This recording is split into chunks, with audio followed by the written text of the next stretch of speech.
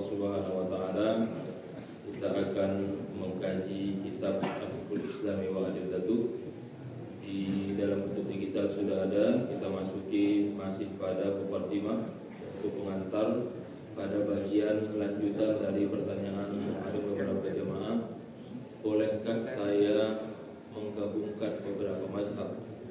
Maka kita coba bahas dulu ini dengan mengambil ketentuan syariat tentang al-akhzu bi aisaril madai.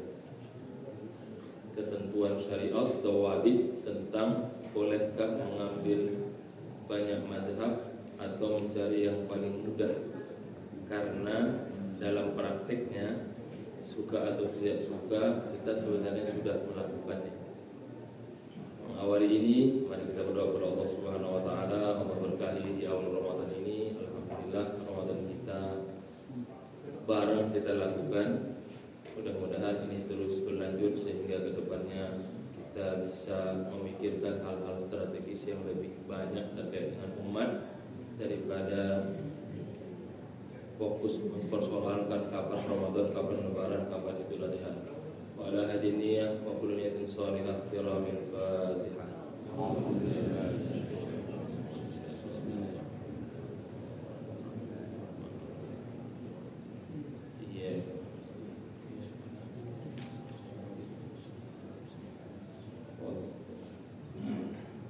Bismillahirrahmanirrahim. Ad-dawabitus syar'iyyah lil akhdhi bi aisaril madahib.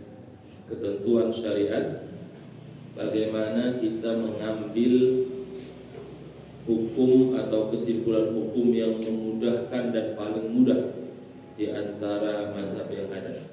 Pada pertemuan sebelumnya saya tegaskan bahwa perbedaan mazhab itu tidak pernah terjadi pertumpahan darah. Perbedaan mazhab itu tidak pernah merusak agama ini.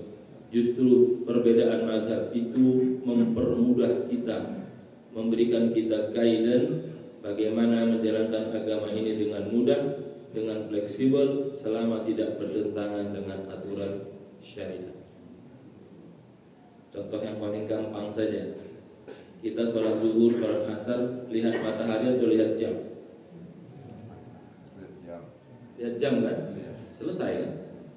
Kenapa harus lihat matahari sampai kita kepanasan? Udah ada teknologi yang lebih bagus.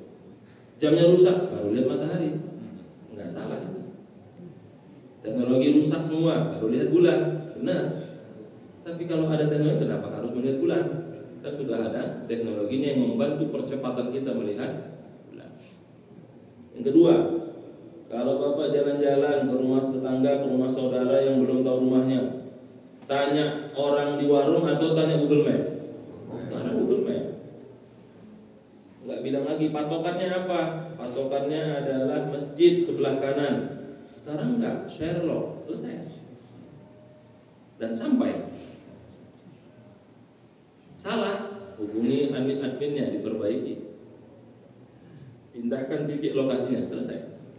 Artinya dengan melihat itu sebenarnya kita semakin mudah melaksanakan ibadah.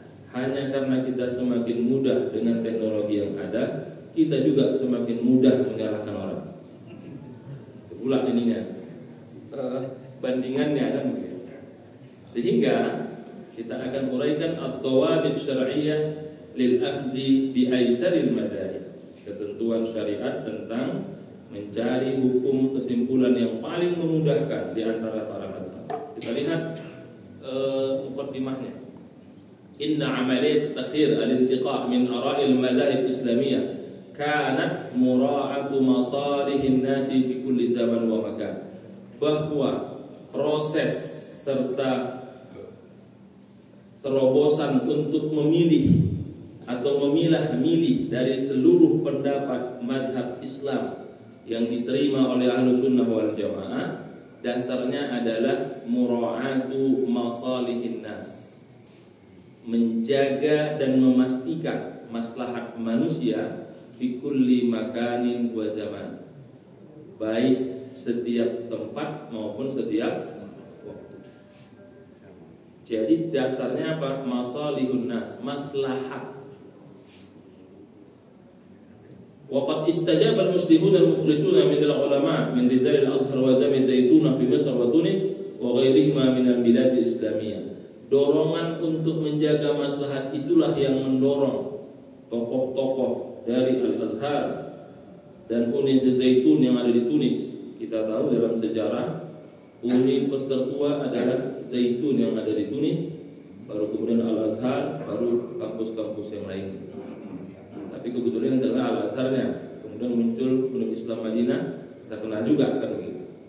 Jadi dari Zaitunah itu, kampus itu besar, baru guru-gurunya membesarkannya, Al-Azhar membesarkannya, baru muncul kampus-kampus yang lain.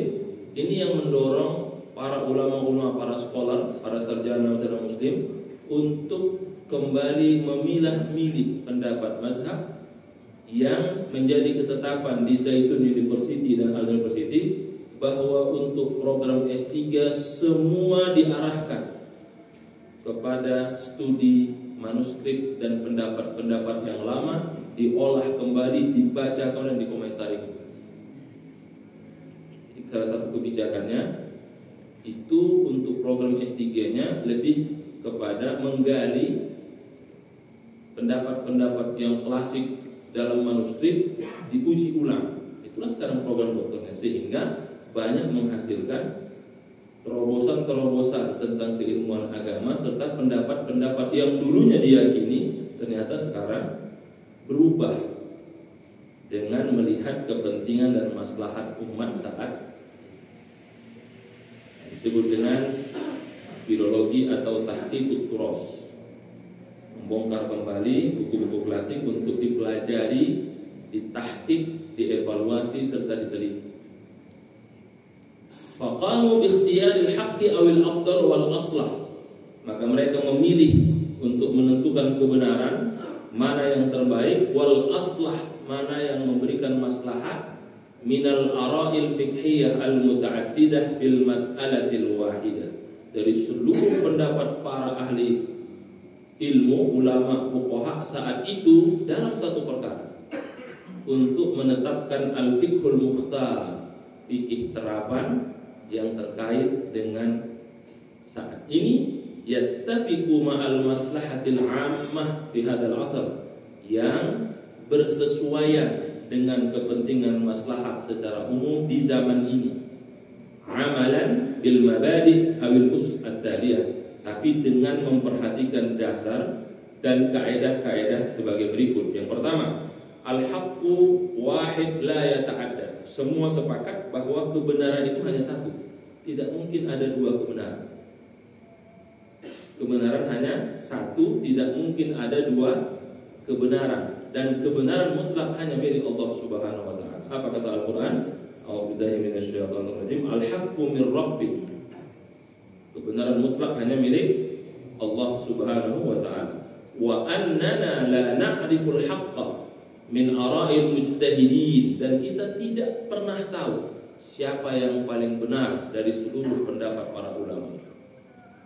Fa nahnu fi hilli minal amal, maka kita berusaha untuk memverifikasi itu bihasbi taqdiril maslahah, berdasarkan kepentingan maslahah. Saya berikan contoh yang paling gampang.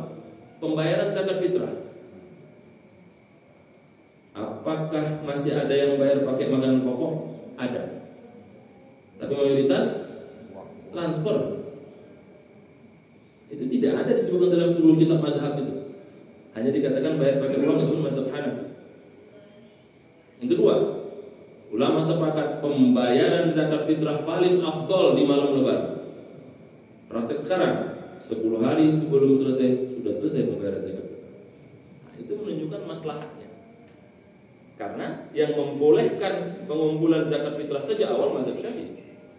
Hanafi, Maliki, Hambali tidak memberikan rekomendasi. Dia hanya mengatakan 2-3 hari menjelang selesai. Bahkan kata mazhab Maliki, paling mantap itu malam takbiran. Mazhab Syafi'i membolehkan sejak awal Ramadan itu boleh untuk membayar zakat fitrah.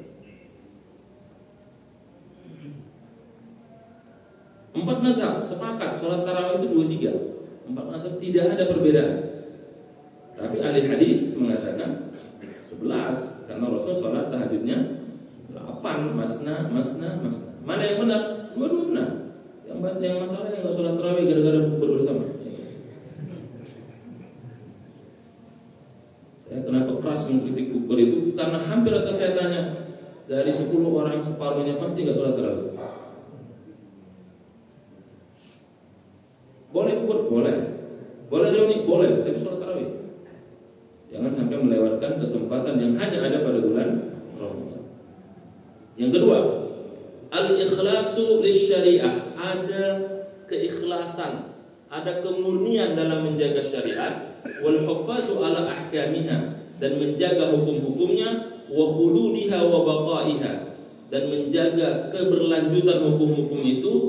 Aqidatu kulli muslim, itu merupakan akidah setiap muslim. Jadi ketika membaca syariat itu, hukum-hukum itu memang ada keikhlasan, murni mencari maslahat untuk memudahkan umat.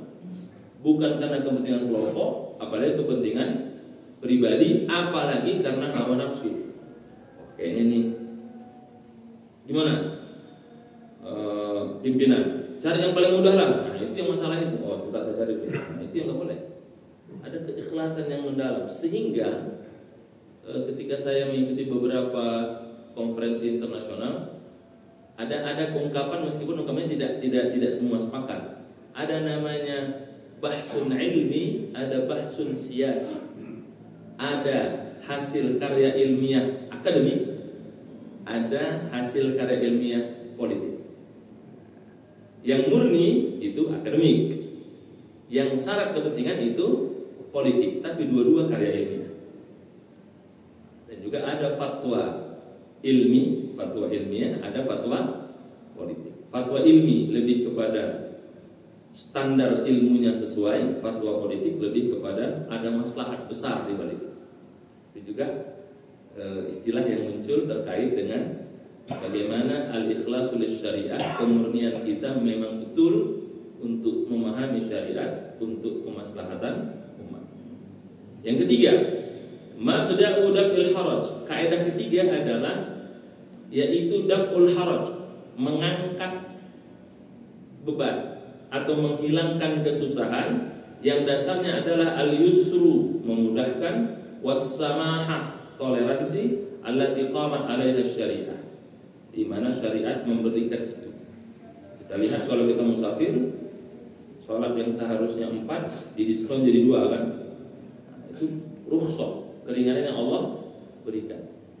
Kita lihat orang yang lagi musafir boleh nggak berpuasa, itu adalah rukhsah. Ketika Rasul ditanya, ya Rasulullah, ada yang puasa, ada yang enggak. Faman syaa falyuftir wa man syaa falyutimma shaum. Yang buka silakan, yang meneruskan juga silakan. Rasul tidak mengatakan yang satu lebih baik dari yang lain. Cuma ada sahabat yang cerdas. Rasul, kamu posisinya gimana?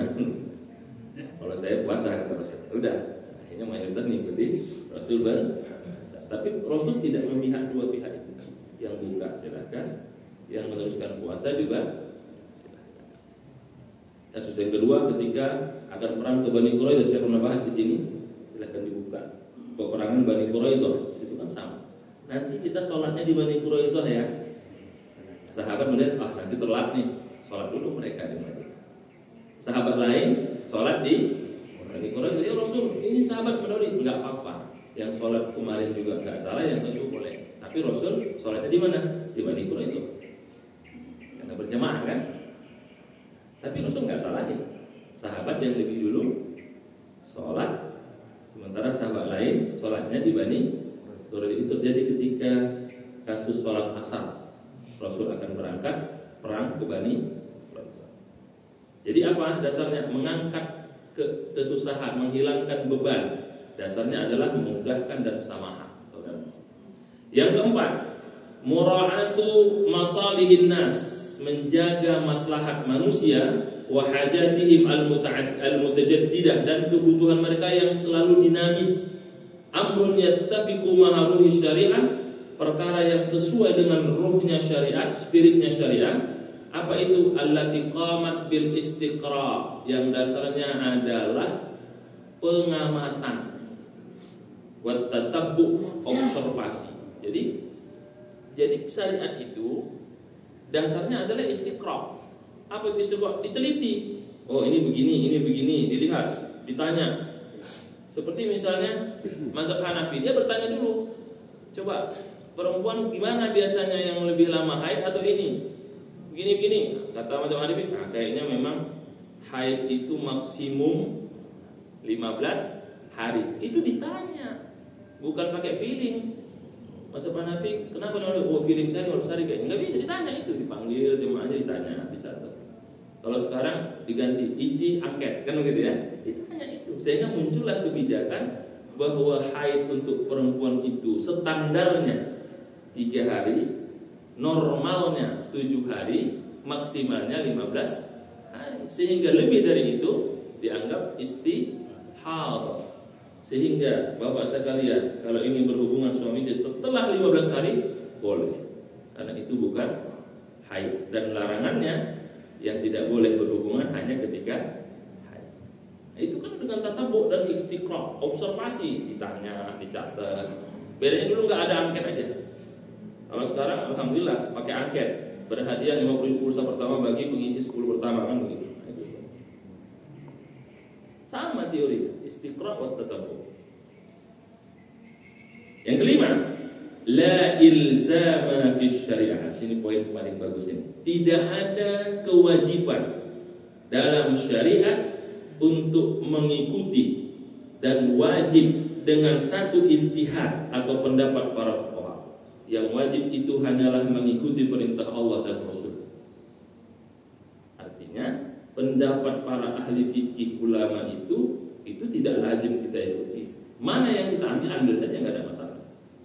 Karena mereka hanya penafsiran dari Al-Quran dan Sunnah. Yang wajib diikuti adalah Al-Quran dan Sunnah. Penafsirannya yang kita ambil dari para ulama itu untuk meyakinkan kita beribadah sesuai dengan Kitabullah dan Sunnatul Rasulillah Sallallahu Alaihi Wasallam. Itu kaidah kelima. Kaidah keenam, la yajibu fil asah ar-rajih iltizamu mazhabin fiqhiyyin muayyan. Tidak ada kewajiban, sepakat mayoritas untuk mengikuti mazhab fikih tertentu. Tapi memang ini disalahpahami nanti dengan munculnya apa? Gerakan tanpa mazhab. Itu juga bermasalah kalau tanpa mazhab. Kenapa? Enggak ada rujukannya. Artinya di sini tidak ada kewajiban harus mazhab ini dan tidak pindah. Pokoknya di sini sampai mati. Fala mani syar'an. Tidak ada kesalahan dan tidak larangan dalam syariat untuk taklid mengikuti salah satu dari imam mazhab yang diakui keilmuannya dan masyhur standarisasi keilmuan. Dan kita sudah sepakat dari 20 mazhab yang berkembang, disepakati bahwa Ahlussunnah wal Jamaah 4 mazhab tadi, Hanafi, Maliki, Syafi'i dan Hambali. Itu yang menjadi bahasan kita. Kenapa? Wa minal ma'lum, saya berikan merah situ, anna aghlaban nasi la mazhab lahum. Karena sebenarnya dalam praktek di masyarakat mereka tidak punya mazhab sebenarnya masyarakat. Umat itu nggak ada mazhabnya. Apa mazhabnya? Dia ikut kata ustaz. Itulah mazhab masyarakat. Wa innama mazhabuhum mazhab muftihim wa hum harisuna ala an yakuna amaluhum syar'iyyah. Pada dasarnya masyarakat umat itu mazhabnya mazhab ustadznya. Yang penting dia yakin dan merasa sudah benar dia lakukan. Tidak ada mereka, Bapak ikut Syafi'i. Enggak, saya kata ustadz saya, selesai. Tapi ketika mereka ingin memastikan bahwa ini sesuai, mereka akan berkarya. Ustadz mau nanya begini, jadi Pak Ustadz ini Pak Ustadz ya, iya nanya lagi dia supaya yakin. Jadi mereka sebenarnya haris. Umat itu hanya ingin kepastian hukum, kenyamanan hukum bahwa dia melaksanakannya tidak berdosa. Yang paling bahaya kan datang nanti tiba-tiba ustadz atau ulama, bapak berdosa selama ini. Itu yang buat dia pusing. Gimana Pak Ustadz? Saya dikatakan berarti amal saya selama ini batal katanya. Siapa yang bilang Ustadz itu? Gimana Pak Ustadz? Oh enggak batal. Jadi gimana bagusnya Pak Ustadz? Ya enggak batal. Tapi Pak Ustaz kata Ustaz, ikut Ustaz itu aja. Dikasih tahu masih nyayat juga kan begitu kan. Terus saya nggak tenang Pak Ustaz, istikharah. Apa istikharah kan? Antara pendapat Ustaz dengan Ustaz ini. Untuk apa Ustaz? Tapi katanya nggak tenang. Kadang-kadang kita juga bingung. Sudah dijelaskan nanya lagi. Kalau dikatakan kebenaran mutlak hanya milik Bapak Ibu tinggal ambil yang mana, yakini, bismillah. Tapi ada satu syaratnya, sambil belajar, membuka literatur, baca-baca, kan gitu. Nanti dapat pasti ternyata boleh, oh ternyata ini. Tapi kesadaran mendapatkan itu dengan membaca. Ambil medsos boleh untuk bahan bacaan. Ada yang share boleh untuk bahan bacaan. Nanti ada konsepnya dengan membaca, bertanya, baca-baca lagi, nanti sampai pada titik yang kata Allah, allamal insana ma'lam, ya nanti dapat ini. Ini saya tenang. Kayak bapak yang senang otomotif sama senang dunia komputer aja, bongkar sana, bongkar sini, rusak, beli sana, lama jadi pintar kan? Itu bagian daripada iqra, terus membaca dan belajar. Termasuk kita sekarang ini membahas ini, memberikan gambaran tentang mazhab itu sampai terus menambah pengetahuan kita. Yang tidak boleh itu kita menutup. Pokoknya terserah, mau doktor, mau profesor, mau siapapun, saya dari kecil ini. Nah, kalau udah begitu, maka apa yang kita ucapkan shadaqallahu, enggak usah teruskan perdebatan. Oh ya, terima kasih. Apa kabarnya? Silahkan dengan keyakinan Anda, begitulah adanya. Jangan diteruskan. Itu nanti yang buat grup jadi berisik, jadi rame, akhirnya live grup. Kalau sudah katanya pokoknya saya udah selesai, nggak usah diteruskan itu. Shadaqallahul selesai. Itu yang bagus. Semua komentar kalau sudah tentang hukum, kalau sudah pokoknya selesai. Assalamualaikum. Jangan diteruskan. Atau kasih jempol. Nah, udah menutup pembicaraan. Ini saya ditanya agak sedikit ini ya tentang yang pergi umroh sekarang kan lagi ramai itu, apa hukumnya pakai kain ihram tapi nggak umroh, ingin masuk Ka'bah, nggak boleh itu nipu. Tapi saya sudah jauh Ustaz, uang banyak, ya udah Ibu, terserah Ibu aja. Ya udah selesai kan? Tapi gimana supaya boleh? Ya, saya bukan Tuhan kan gitu kan? Kan gitu kan? Tapi udah lama. Ya udah silakan bismillah. Tapi saya nggak tenang. Apa shadaqallahu selesai. Kenapa? Karena sudah dijelaskan hukumnya. Terus Ustaz bagaimana yang paling ya? Jadi bagaimana yang paling bagus Ustaz? Iya kalau bisa tiap hari umroh supaya Bapak masuk Ka'bahnya sah. Tapi itu untuk laki-laki, ibu kan nggak ada masalah. Iya ini suami saya nanya, saya malu. Oh, dititip suaminya kan begitu. Kan ibu-ibu masuk aja itu, nggak ada masalah. Yang laki-laki yang harus pakai pakaian ihram setelah Covid kemarin. Kan yang penting hatinya. Iya Pak Ustaz, saya sudah bayar mahal jauh-jauh. Ya itu masalahnya kan. Nah, berarti masalahnya bukan hukum fikihnya. Udah bayar mahal, saya nggak ketemu Ka'bah. Jadi itu bukan hukum lagi, udah itu maslahat. Itu contohnya begitu. Apa maksudnya? Yang saya katakan paling bawah. Wahum harisuna ala an yakuna amaluhum syar'iyyan. Dasarnya jamaah itu hanya ingin dia tenang secara hukum tidak bermasalah. Itu aja jamaah pinginnya. Cuman ada yang kepingin banget sehingga kalau bisa dapat pendapat ustadz yang membolehkan kan begitu. Ada yang kepingin ya sudah dikasih tahu nggak boleh ya selesai. Ada yang penasaran ada. Satu contoh lagi saya sudah tanya jamaah. Saya Pak Ustadz udah tanya ke seluruh ustadz, ke MUI, ke Muhammadiyah, semua jawabannya kayak Ustadz. Ya sama, kitabnya sama kok Ustadz bilang. Paling beda-beda dikit, yang satu terjemah, yang satu beneran, saya bilang itu aja sih, tapi sama pendapatnya. Iya Pak Ustadz, ternyata nggak ada yang berbeda. Dia ingin mencari yang kira-kira berpihak gitu, ternyata nggak ketemu. Tapi saya bilang ibu sudah dapat pahala. Kenapa? Tolabul ilmi. Meskipun niatnya mencari yang membenarkan keinginan ibu, tapi udah berpahala. Nanya-nanya. Capek nanya ke ilmu di Jakarta, Bogor. Terakhir ke saya nanya, sama jawabannya. Sama, kitabnya sama. begitu kok. Baik, kita lanjut. Ini kaidah-kaidahnya. Yang pertama, al-mazahibu awil ara' allati yumkinul akhdhu biha. Apakah mengambil pendapat mazhab bolehkah selain 4 mazhab ini? Kaidah sepakat boleh.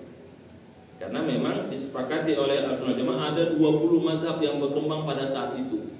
Mazhab Daud Zahiri, mazhab Tabari, mazhab Auza'i itu berkembang, hanya bedanya karena murid-muridnya nggak ada dan tidak digunakan pemerintah, lama-lama hilang. Maka tinggal 4 mazhab. Kenapa 4 mazhab ini bertahan? Karena dipakai oleh rata-rata khalifah, makanya bertahan. Maka kata Imam Ghazali, betul itu komentarnya. Al-mulku bid-dini ad-dinu bil mulki yaqwa wal mulku bid-dini yabqa. Kalau agama ditopang oleh kekuasaan, dia akan kuat. Dan kalau kekuasaan ditopang oleh agama, dia akan langgeng, bisa lebih dari 3 periode. Nah, jadi kuat dia memang. Kenapa mazhab itu berkembang? Karena mereka dipakai oleh negara sehingga berkembang. Ada penelitiannya, ada pengembangannya, ada pembelajarannya, sehingga bertahan sampai saat ini 4 mazhab ini yang masih bertahan. Termasuk Syiah, kenapa bertahan? Karena ada institusinya. Dulu dinasti Fatimiyah kan itu Syiah semua ya. Yang mendirikan Azhar awalnya kan Syiah ya. Bertahan sampai sekarang di Iran pusatnya kan. Jadi setiap mazhab yang ada pusat pendidikannya dan didukung oleh patronase pemerintah kuat. Nah, pertanyaannya, bolehkah kita mengambil dari 4 mazhab yang sudah masyhur dengan mazhab yang lain yang masih ada? Ada sebagian kecil yang ikut, jadi tidak masyhur. Boleh. Kenapa? La dalila ala ilzamin nas bimadzahibil arba'ah. Tidak ada dalil yang mewajibkan harus ikut 4 mazhab. Karena kenapa?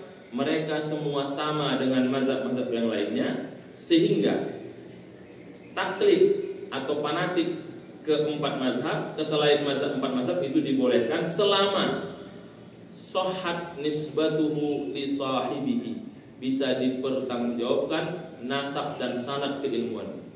Kata siapa? Kata Izzuddin Ibnu Abdissalam, salah seorang ulama sufi.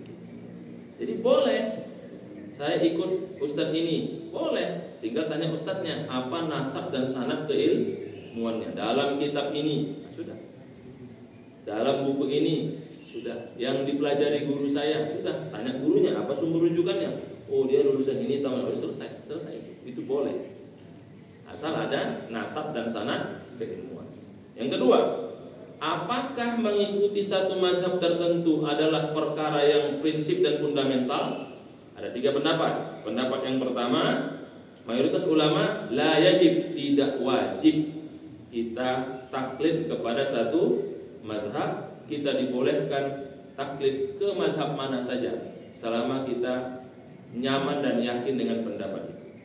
Mazhab Syafi'i mengatakan boleh berpindah mazhab dari satu mazhab ke mazhab yang lain, karena mengikuti satu mazhab itu bukan kewajiban, bahkan fatwa pun tidak wajib kita ikuti.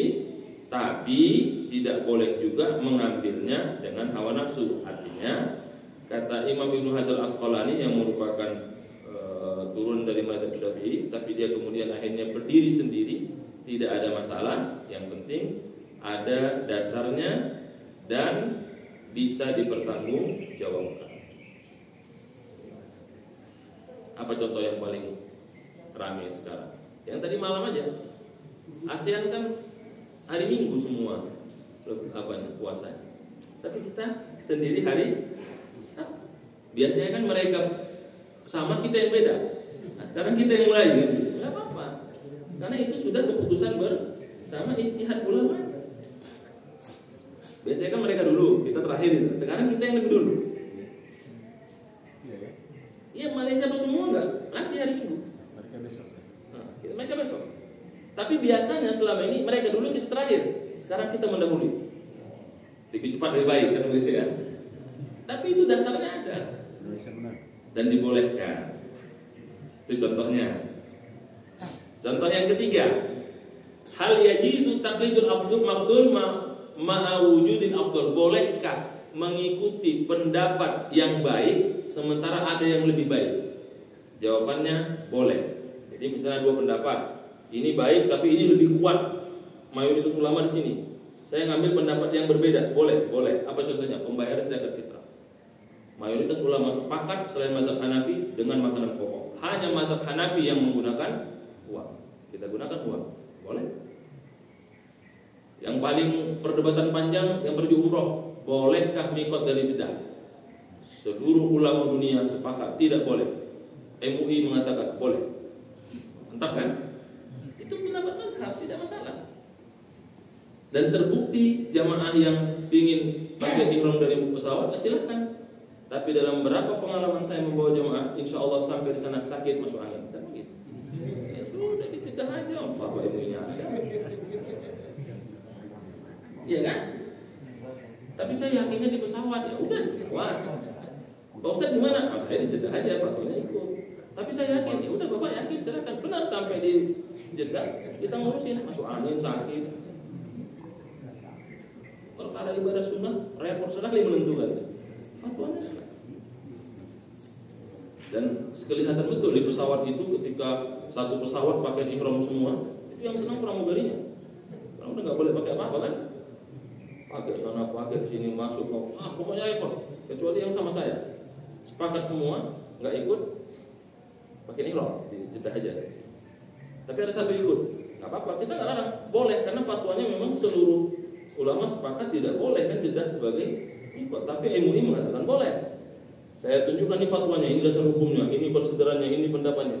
Masuk akal, jelas ada rujukannya, ada dasarnya, ada tafsirnya. Tapi nggak yakin, ya udah.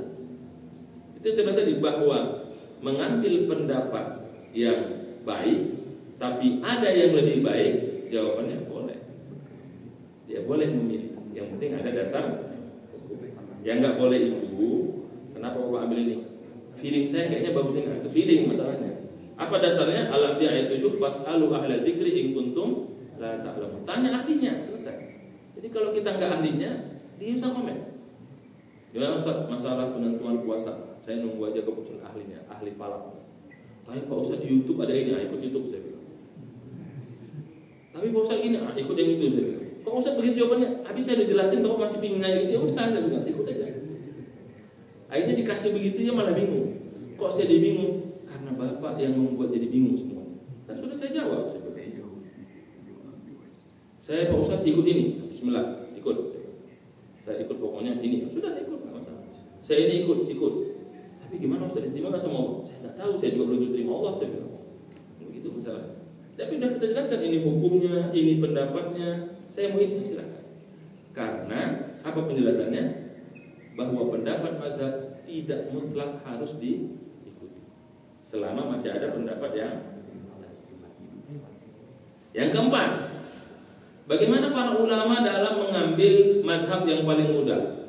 Pertama, mazhab Hambali, Maliki sepakat, dan Imam Ghazali mengatakan bahwa tidak boleh mengambil mazhab yang paling mudah karena itu cenderung kepada hawa nafsu. Tapi mazhab Syafi'i, mazhab Hanafi mengatakan boleh karena tidak ada larangan di situ. Pendapat ketiga Imam Syatibi ini yang paling tengah, boleh tapi mencari pendapat yang paling kuat dalilnya. Siapa yang berhak itu? Ya tentu para ulama yang punya otoritas. Nanti bisa baca download aja fatwa MUI tentang mikot di Jeddah. Itu dari 2009, 2016, 2019 keluar ke fatwanya. Nanti baca konsideran hukumnya. Nah, masalahnya kita tuh nggak mau baca, kan 5 lembar itu. Baca dari atas. Kita bisa langsung memutuskan, itu yang kita cari baca. Baca konsideran itu nanti dapat. Oh ini alasannya, oh ini alasannya. Cuman kita memang mau cepat aja, apalagi kalau ada jemaah. Pokoknya Pak Ustaz, dari Pak Ustaz jelaskan muter-muter itu apa hukum kesimpulannya? Bisa begitu pertanyaannya, kita jelasin ini. Apa kesimpulannya Ustaz? Begini kan? Jadi ini saja udah, itu yang diambilnya. Kata Ustaz ini. Padahal sudah dijelaskan tuh ini kesimpulannya Pak Ustaz. Jadi memang kita mau dengan langsung aja. Talfik, ini yang muncul sekarang. Apa itu talfik? Talfik itu adalah mengambil pendapat yang tidak ada sama sekali penjelasan dalam mazhab. Nah, itu yang saya bilang tadi. Salah satu contoh talfik tadi menentukan mikot di Jeddah ini. Karena pertimbangannya banyak. Boleh mengikutinya tapi dengan berbagai syarat. Karena talfik itu mengambil pendapat hukum dengan tidak mengambil dari mazhab yang ada. Jadi kumpul-kumpul, ini yang paling maslahat digunakan. Kita lihat fatwa MUI terkait zakat fitrah kan sama juga. Nggak bisa bayar uang segini. Ditanya apa dasarnya? Pendapat ulama ini semua ternyata talfik, memudahkan masyarakat untuk membayar zakat. Ini hukumnya tadi, ada yang mengatakan boleh dalam hal yang sifatnya zonnid dilalah. Jadi kalau dalilnya itu sudah paten, ulama sepakat, itu tidak dibahas. Tapi kalau dalilnya ulama berbeda pendapat, itu yang menjadi dasar menjadi talfik. Tapi dasarnya apa? Al-wara' wal ihtiyat, ketakwaan dan kehati-hatian. Oh, gimana nilainya Pak Ustaz? Kan itu lihat aja ulamanya, kalau dia takwa wara' berarti benar. Ketakwaan dan kehati-hatian. Kesimpulannya bahwa talfik dibolehkan jika memang itu memperkuat syariat, tapi menjadi diharamkan ketika pengambilan hukumnya lebih kepada politis dan lebih kepada melemahkan syariat Islam itu sendiri. Ini pernah kejadian Presiden Mesir sebelum Covid 2019 ya. Jadi dia pulang lebih dulu sebelum menyelesaikan haji itu. Oh, berbeda pendapat, boleh sah hajinya, sah. Oh, berbeda pendapat. Muncul dari alasan mengatakan tidak sah. Oh, orang itu berani melawan kan? Di Timur Tengah itu paling nggak ada yang berani melawan pemerintah kan? Tapi ini nanti bisa merusak syariat dari perdebatan, karena dia pulang lebih awal. Jadi habis wukuf langsung pulang. Paham itu? Sah nggak hukumnya kan begitu ya? Sementara kalau pejabat kita kan nggak, kalau bisa lama-lama di sana kan gitu. Pulang, jadi habis wukuf langsung pulang. Gimana hukumnya? Ternyata pendapatnya apa? Nggak bisa, karena haji itu memang kewajibannya ada rentetannya kan, wukuf, 9, 10, 11, 12 yang ngambil nafar awal, 9, 10, 13 yang mengambil nafar sani. Yang kelima, sekarang masuk ke judul akhir, bagaimana kita menentukan ketentuan syariat untuk mengambil pendapat mazhab yang mudah. Yang pertama, dasarnya adalah yang sifatnya furu'iyah. Apa itu furu'iyah? Perkara-perkara cabang, bukan prinsip. Apa contohnya tadi masalah mikot, itu kan bukan perkara prinsip, itu perkara furu'iyah. Kenapa? Karena Rasul menentukan mikotnya itu naik unta. Sementara sekarang pergi haji naik kapal laut dengan naik pesawat. Bayangkan kalau nanti teknologi menemukan pesawat Z yang setengah jam sampai, itu di mana mikotnya kan, itu pertanyaannya itu. Nah, itu namanya apa? Perkara furu'iyah. Kalau nanti ada teknologi sampai ke Mekah cuma 20 menit, di mana itu mikotnya kan begitu. Itu yang pertama. Yang kedua, zonnid dilalah, yaitu bahwa hukumnya masih multi tafsir. Sampai yang berhak itu ya para ulama yang punya kapasitas. Yang kedua, bahwa mengambil pendapat mazhab yang paling mudah dari seluruh mazhab, dasarnya tidak bertentangan dengan syariat dan dasar agama yang sudah qat'i. Artinya kalau sudah itu final, tidak bisa seperti contoh, perbedaan antara kita puasa itu apakah menyempurnakan 30 hari atau melihat hilal. Itu kan perbedaan antara dua itu. Tapi enggak seperti yang di Padang sama yang di Sulawesi. Dia sudah puasa seminggu sebelumnya, itu bertentangan dengan syariat itu. Jelas itu. Apalagi diundur bulan depan. Itu jelas.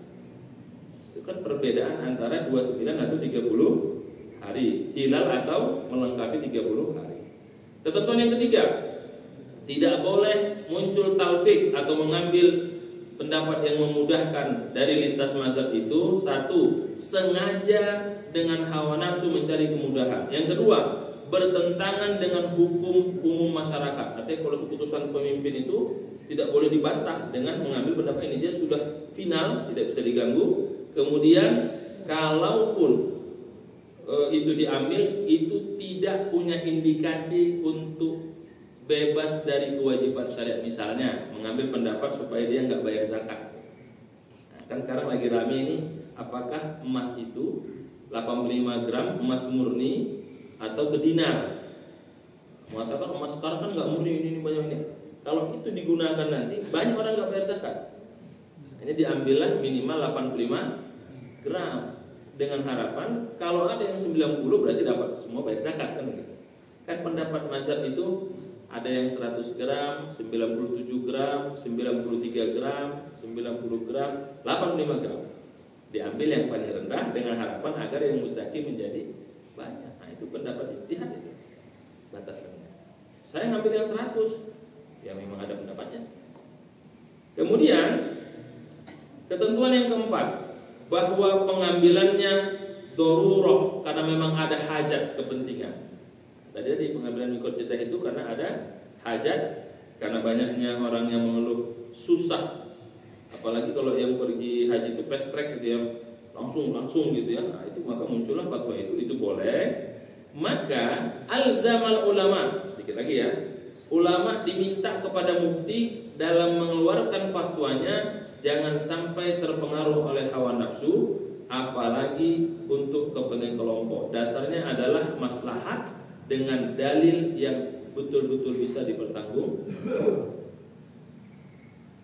Yang kelima, bahwa mengambil pendapat yang paling mudah dari mazhab itu tujuannya adalah mengambil pendapat yang paling kuat dari dalil yang ada. Karena mengambil hukum yang mudah itu juga bagian dari ijtihad, dan ijtihad menyarankan mengambil dalil yang paling kuat dari dalil yang ada.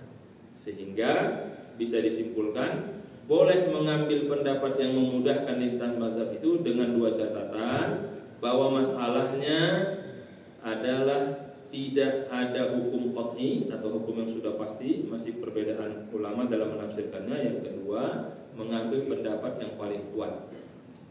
Nah, sekarang bagaimana dengan kita yang bukan ahlinya, taklid ya namanya, kita taklid mengambil pendapat. Apa syaratnya? Hendaklah yang kita ambil itu pendapat yang memang disepakati seluruh ulama, berarti yang otoritatif. Yang kedua, memastikan bahwa bisa dipertanggungjawabkan pendapat mazhabnya, ada dasarnya, ada fatwanya. Dan yang ketiga, itu tidak bertentangan dengan keputusan qadhi, maknanya ulil amri yang menjadi keputusan dalam sebuah wilayah negara. Saya merah di situ, kata pengarang kitab yang sedang kita bahas ini, Wahbah Zuhaili, dia mengambil pendapat itu. Jadi semua hukum selama belum diputuskan oleh pimpinan ulil amri, maka itu bisa dikaji dan dicari hukumnya. Tapi kalau sudah final oleh ulil amri, maka itu yang diikuti. Nah, jadi pengarang kitab ini mengambil pendapat itu menggunakan surah An-Nisa ayat 59, patuh kepada ulil amri. Yang keempat, bahwa pengambilan pendapat yang memudahkan semata-mata murni bukan untuk membuat orang lari dari kewajiban syariat. Dan yang kelima, dipastikan tidak boleh taklid buta dengan tidak tahu dasar hukumnya. Dan yang keenam, kalaupun mengambil dua pendapat, maka itu harus berdasarkan fatwa atau pendapat ulama. Jika kita mengambil sendiri, maka itu tidak dibolehkan. Contohnya, mengambil rukun wudu membasuh kepala mazhab Syafi'i, tapi membatalkannya mengambil mazhab Hanafi, itu yang tidak boleh. Kalau bisa satu paket. Kalau ngambil wudunya Syafi'i, maka membatalkannya Syafi'i. Dan kalau kita baca, nanti kita masuk setelah dua pertemuan nanti tentang hukum itu beda dikit kok. Mazhab Syafi'i hanya sedikit, Hanafi seperempat, Maliki sampai semuanya, itu aja bedanya sama semua. Yang dibasuh pasti tangan, pasti wajah, pasti kaki. Belum ada dari mazhab itu yang dibasuh tulang belakang, nggak ada. Sama semua, hanya beda ukuran dan standarnya. Syafi'i menambahkan syarat ke-7, tapi ulama menolak. Kemudian Syafi'i menambah syarat ke-8, ulama juga menolak. Sebagai penutup, wal ijtihadu paling bawah. Wal ijtihadu mungkin kullul imkan al-yaum wala su'ubata fihi. Ijtihad di saat ini itu hal yang mungkin dilakukan dan tidak ada kesulitan. Kenapa? Dengan syarat kita buang rasa ketakutan, kita buang fanatik golongan, dan kita buang bahwa orang dulu dengan kita mereka jauh lebih baik. Tidak, kita sama baiknya. Yang penting kualitasnya sama ada. Yang tidak boleh itu kita tidak punya dasarnya. Dan tidak mustahil akan banyak fatwa-fatwa yang penuh maslahat untuk umat ini. Kenapa? Satu, teknologi sudah bertambah, alat-alat komunikasi semakin mudah, maka tidak mungkin tidak bisa kita ambil jalan tengah dan jalan yang terbaik untuk umat ini. Makanya saya ketika ditanya kemarin saya mengisi target Ramadan, Ustaz gimana bagusnya? Selama dasarnya adalah keilmuan dan niat ikhlas terhadap agama ini, bisa disatukan. Tinggal hanya butuh waktu, apakah cepat atau lama. Tapi kalau dasarnya ilmu pengetahuan, semua pasti bisa disatukan. Dan saat ini mengumpulkan seluruh ulama hal yang sangat mudah. Bahkan bisa satu dunia mengadakan kesepakatan. Kalau gerakan poin aja bisa menggerakkan satu dunia, apalagi pendapat hukum syariat. Kan banyak sekarang orang, mari poin untuk menyelamatkan Marsinah dari hukuman gantung. Satu Indonesia sepakat itu, berarti bisa juga. Para ulama dikumpulkan untuk mengambil keputusan bersama, dan itu sudah ada dengan banyaknya konferensi internasional, dikumpulkan semua ulama sesuai dengan bidang-bidangnya. Maka kata pengarang kitab ini, hal yang tidak mungkin pasti bisa dengan teknologi saat ini, sehingga memudahkan istihad-istihad baru diambil untuk kemaslahatan umat selama tidak bertentangan dengan syariat Al-Quran dan Sunnah Rasulullah SAW. Saya kira itu keterangannya. Walafu minkum, yang bertanya boleh bertanya, kita tidak diburu-buru oleh sarapan pagi ya, insyaallah. Assalamualaikum warahmatullahi wabarakatuh. Silakan, ada pertanyaan Ustaz?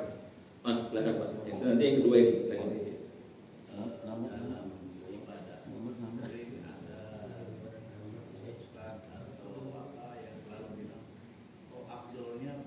Ya.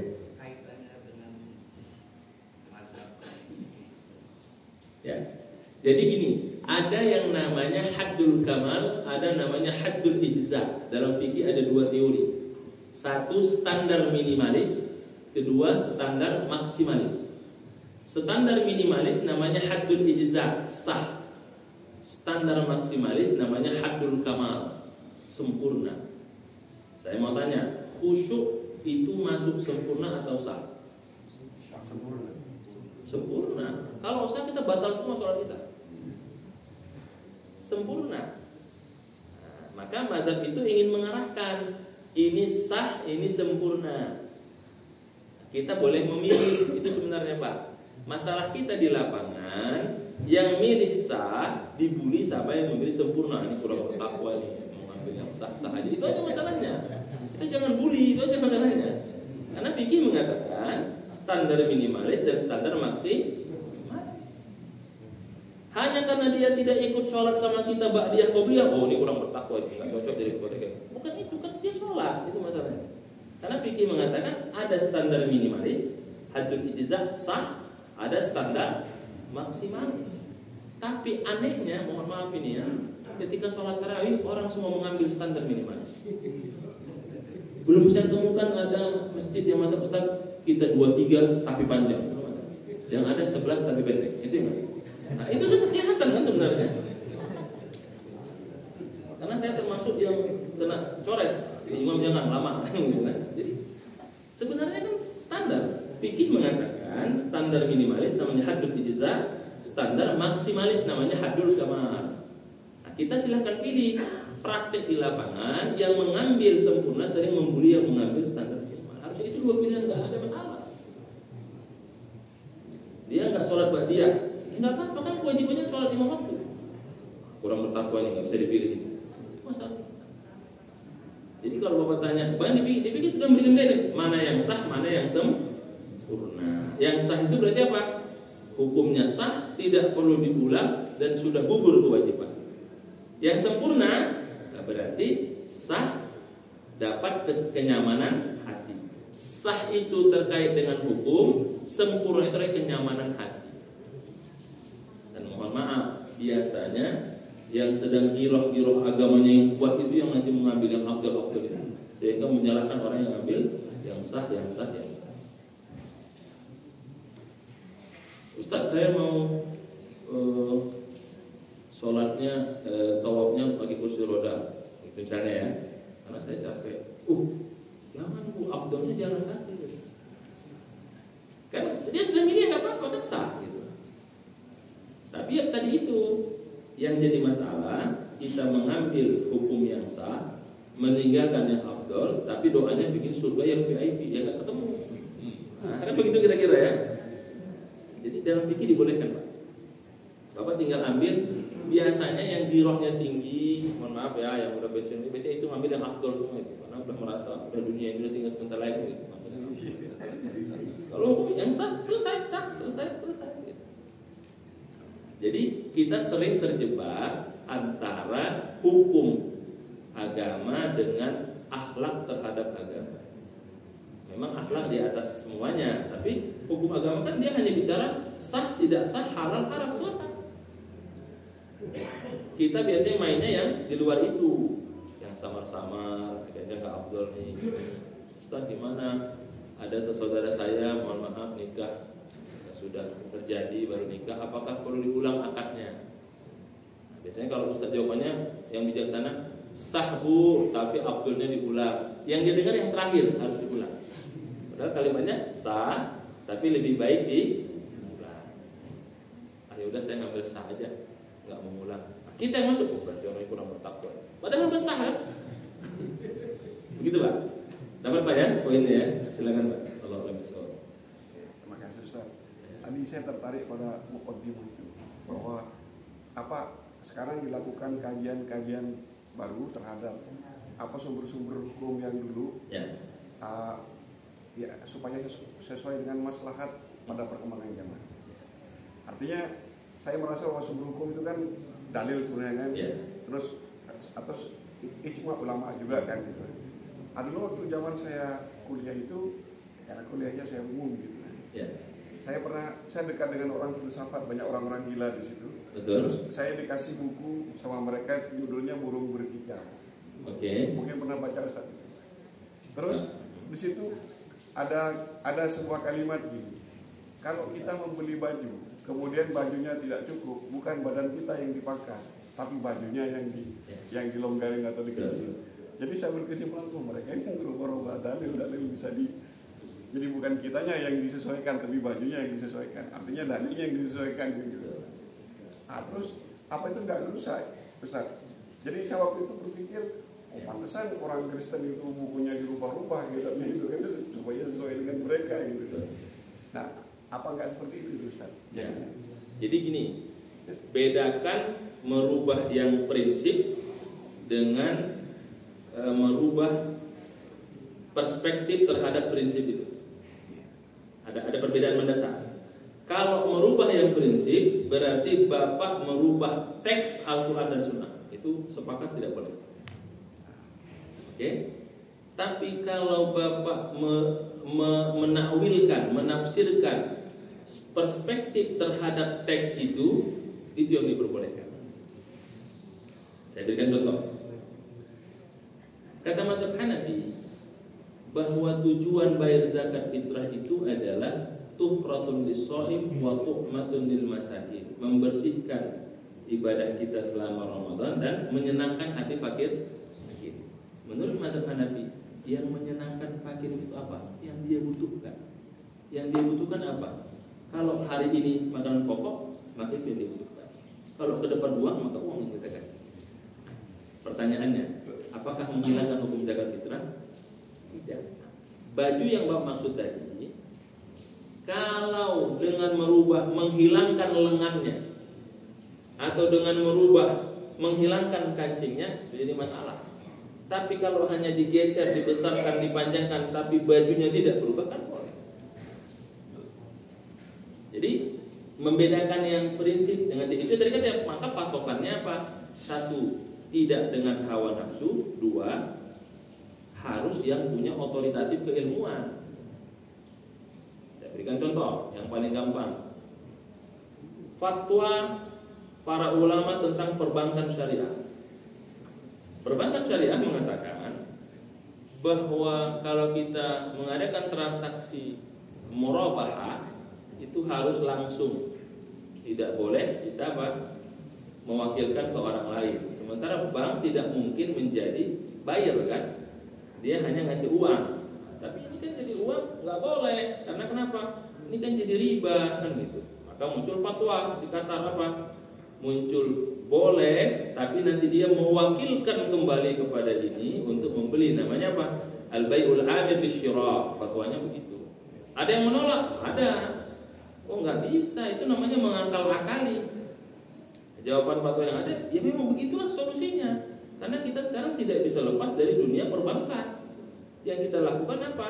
Perbankan itu mana yang haram? Haramnya yang kita revisi sehingga menjadi perbankan syariah. Oh, perbankan dari Yahudi kok. Nggak jelas kan itu, tapi kan karena itu sekarang yang dipakai semua umat, pakai apa kita kan begitu? Maka kita pelajari mana yang ada unsur haramnya, itu yang dihilangkan. Ketika yang haram-haramnya itu bisa diganti dengan akad syariah, maka jadilah perbankan syariah. Kan sejak awal nggak ada bank syariah, tapi transaksinya yang dihilangkan unsur ribanya, unsur gorornya. Dan itu memang penelitian para ulama dan fatwa-fatwa yang terus berkembang.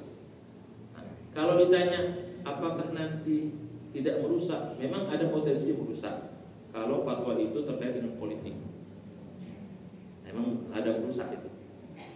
Tapi secara umum, kalau niatnya adalah untuk mengembangkan keilmuan untuk umat, insya Allah yang merusak itu tertutupi dengan banyaknya yang niat baik.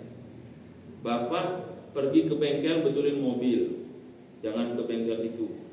Kenapa? Nipu, dioplos itu bautnya. Kok bisa dioplos baut? Nah, contoh aja kan begitu kan.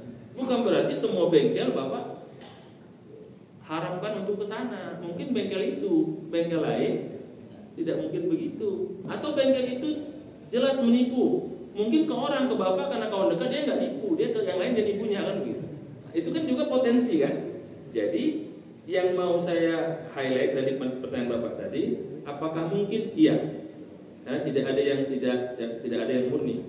Tapi secara umum maslahat yang dimunculkan dengan fatwa-fatwa kontemporer saat ini itu memudahkan kita. Contoh yang paling gampang adalah jama'atun nisa. 4 mazhab sepakat tidak boleh perempuan traveling kemanapun, haram, kecuali mazhab Syafi'i kalau ada jama'atun nisa. Dikajilah dasarnya, kenapa perempuan nggak boleh traveling? Karena tidak aman, takut diculik, takut dibunuh. Kata mazhab Syafi'i, kalau ada sekumpulan wanita jago kungfu semua kan aman itu, berarti bisa menjaga kan gitu kira-kira. Maka boleh. Nah, berarti masalahnya bukan di perempuan tapi tingkat keamanannya. Betul? Nah, sekarang aman nggak kita umroh? Aman nggak traveling? Oh, sangat aman. Berarti boleh nggak? Ya, boleh, selama aman. Kalau nggak boleh, Bapak bisa bayangkan harus didampingi oleh mahram dan suaminya. Itu membutuhkan biaya tambahan. Harusnya hanya biaya 1, jadi bayar 2. Nah, itu kan maslahat di situ, Pak, sebenarnya. Apakah merubah hukum? Enggak. Tapi dalam prakteknya terjadi Pak Ustadz, karena nggak ada mahramnya malah pacaran pulang-pulang yang gaib sama jamaahnya jadian. Nah, itu hal lain. Kan gitu? Banyak kurang travel sama ustadznya jadian jamaahnya. Itu hal lain. Tapi yang jelas hukumnya sudah ada.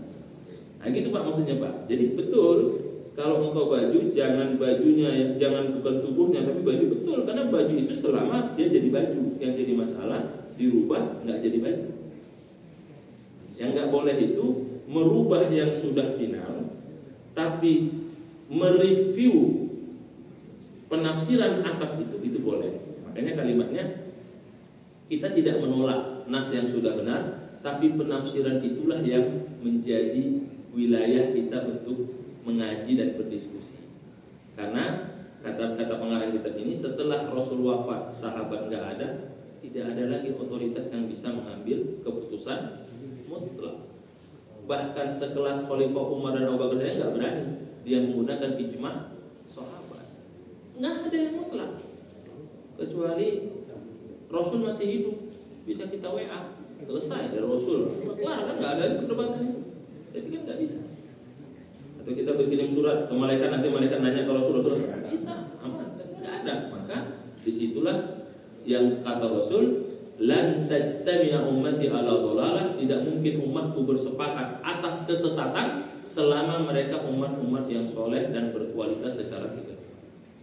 Maka muncullah yang kedua, kalau dia beristihad salah pahalanya 1, kalau benar pahalanya 2. Begitu Pak maknanya sebenarnya. Tapi sekali lagi yang Bapak sampaikan potensinya ada. Maka kita serahkan kepada yang punya otoritas keilmuan untuk mengeluarkan fatwa. Kalau kita merasa nggak nyaman, kita tanya sampai kita nyaman. Kalau kita nggak puas, kita cari pendapat pembanding. Nah, masalah kita nggak nyaman, nggak puas, udah dalam hati, habis itu update status. Nah, udah masalahnya. Tanya sama ahlinya. Masih ingat bagaimana Ahmad bin Hanbal harus mengelilingi untuk mencari pendapat yang benar. Masih ingat bagaimana Bukhari, Muslim itu berjalan mengelilingi setiap kota untuk mendapatkan hadis yang menurut dia sahih. Dia harus bertemu banyak orang. Dari ini jalan ke sini, Imam Malik jalan ke sana, hanya untuk meyakinkan dia bahwa hadis ini sahih. Kalau kita punya mental spirit seperti Imam Bukhari, Imam Muslim, Imam Malik, Imam Syafi'i yang harus menghabiskan waktu untuk memverifikasi supaya dia tenang, maka insya Allah ke depan umat kita umat yang berkualitas. Tapi kalau kita nggak punya niat verifikasi, niat validasi, itu yang jadi masalah. Dan Bapak bagian dari verifikasi bertanya, kita jelaskan, dan mudah-mudahan itu bisa menjadi salah satu masukan. Saya cukup Pak ya. Ada lagi? Meskipun tidak sarapan, nggak harus sampai jam 9 kita pengajian kan? Saya kira demikian. Silakan Pak. Waalaikumsalam warahmatullahi wabarakatuh. Yang membatalkan juga mazhab yang sama. Ya, satu paket. Jadi kalau mengambil mazhabnya wudhunya Syafi'i, membatalkannya Syafi'i. Nanti sholatnya boleh mazhab yang lain. Nggak masalah. Kalau kita haji atau umrah kan potensi untuk membatalkan menggunakan mazhab yang bukan Syafi'i di sana. Iya, makanya ambil mazhab Hanafi. Wudhunya. Iya, nanti wudhunya pakai mazhab Hanafi. Hanafi kan cuma separuh. Hanafi itu bedanya hanya satu, basuh kepalanya 1/4. Kalau Syafi'i dikit. Kalau Maliki semua. Tapi dari 4 mazhab nggak ada yang bilang tidak usah basuh kepala. Kayaknya sama semua. Nggak ada masalah. Iya. Nah, kalau kita mazhab ini berarti jangan sampai kena kan. Sebenarnya standar saja, tidak ada perbedaan model-modelnya. Cuma nanti kalau kita mengambil satu paket ini, maka paketnya ini nggak boleh dipisah. Pernah kan kita kalau belanja, ya kan promo tidak bisa digabungkan gitu. Sesuai dengan pilihan. Gitu Pak. Tapi memang kita perlu belajar, dan supaya kita tenang, kata pengarang ini memang kebanyakan kita nggak ada mazhab, kita mazhab ustaz. Apa kata ustaznya dia udah diikuti. Travelnya kita ikuti, kata begitu apa ikuti. Nah kita itu, mohon maaf ya, kita belum sampai kepada tahap umat yang terlatih patuh kepada keputusan yang sudah ditetapkan. Kita belum terlatih. Dengan pengajian begini, mudah-mudahan ke depan kita terlatih untuk apa? Mengambil kaidah hukum mengatakan kalau sudah diputuskan bismillah. Kita belum terlatih, kita masih bisa terlatih untuk sholat saja. Itu pun sebagian masih ada yang tidak terlatih. Ketika imamnya tidak kunut, dia kunut sendiri. Ketika imamnya kunut, dia nggak kunut sendiri. Masih juga ikut. Nah, ini memang harus terus kita tingkatkan supaya ke depan ketika sudah diputuskan, pemimpin mengambil keputusan, maka itulah yang kita belum kuat sampai di situ. Kapan itu ya? Mudah-mudahan di masa akan datang muncul kesadaran itu sehingga kita bisa menjadi satu umat yang bersatu. Kalau sudah dikatakan keputusan ya sami'na wa ata'na. Begitu Pak kira-kira. Jadi Bapak Ibu nanti kalau bagi umroh nanti gini ikuti aja. Ustaz gimana ininya? Kita ini ya sudah ikuti aja. Saya kurang pas. Ya udah cari travel lain, daftar lagi. Setelah saya keliling 10 travel umroh Pak Ustaz, sama aja ya udah, berarti sama aja itu kesimpulannya kan. Tinggal kita mau namanya Ustaz. Iya. Pak ya. Baik, terima kasih. Semoga Allah berkahi. Semoga Allah berikan kita ilmu yang bermanfaat dan Allah berkahi kita untuk menerima yang benar, melaksanakan yang terbaik dan Allah ridhoi. Amin ya rabbal alamin. Subhanallah wa bihamdihi asyhadu an la ilaha illa anta anta astaghfiruka wa atubu ilaik. Alhamdulillahil alamin. Assalamualaikum warahmatullahi wabarakatuh.